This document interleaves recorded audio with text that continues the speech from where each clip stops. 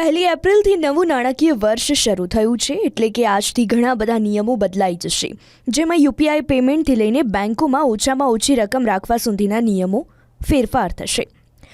સૌથી પહેલાં વાત કરીએ યુપીઆઈના નિયમોની, જ્યાં નેશનલ પેમેન્ટ કોર્પોરેશન ઓફ ઇન્ડિયાએ યુપીઆઈ સંબંધિત નવી માર્ગદર્શિકા જાહેર કરી છે, જેના મુજબ હવે બેંકો અને પેમેન્ટ સેવા પ્રદાતાઓએ દર અઠવાડિયે તેમના નંબર અપડેટ કરવા પડશે। આવી સ્થિતિમાં જે યુપીઆઈ આઈડી લાંબા સમયથી સક્રિય નથી તેમને બંધ પણ કરી શકાય છે। એનપીસીઆઈની આ માર્ગદર્શિકાનો ઉદ્દેશ્ય ભૂલમુક્ત વ્યવહારો સુનિશ્ચિત કરવાનો છે। ત્યારબાદ વાત જીએસટી પોર્ટલને સુરક્ષિત બનાવવામાં આવી રહ્યું છે, જેના કારણે પોર્ટલ પર 1 એપ્રિલથી એટલે કે આજથી મલ્ટીફેક્ટર ઓથેન્ટિકેશન લાગુ થશે।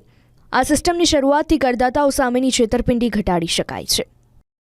ક્રેડિટ કાર્ડના નિયમો વિશે જાણીએ તો એસબીઆઈ સિમ્પલી ક્લિક અને air India SBI platinum credit કાર્ડની રિવોર્ડ પોઈન્ટ સિસ્ટમમાં હવે ફેરફારો થશે।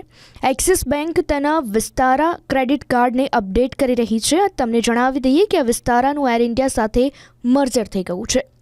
જે લોકોની આવક 12 લાખ રૂપિયા સુધી છે તેમને આગામી નાણાકીય વર્ષથી કોઈ ટેક્સ ચૂકવવો નહીં પડે, એટલે કે હવેથી પગારદાર કર્મચારીઓને પણ 75,000 રૂપિયાનું પ્રમાણભૂત કપાત મળશે, જેના કારણે નવી કર વ્યવસ્થામાં 12.75 લાખ રૂપિયા સુધી ટેક્સ ફ્રી થશે। નવી ટેક્સ વ્યવસ્થા હેઠળ ટેક્સ સ્લેબમાં પણ ફેરફાર થયો છે। ત્યારબાદ વાત state bank of India, Punjab national bank, Canara bank સહિતની મોટાભાગની બેંકો 1 એપ્રિલ એટલે કે આજથી લઘુત્તમ બેલેન્સ મર્યાદામાં ફેરફાર કરી રહી છે। આ બેંકોના ગ્રાહકો જો તેનાથી ઓછા પૈસા રાખશે તો તેમને દંડ ભરવો પડશે।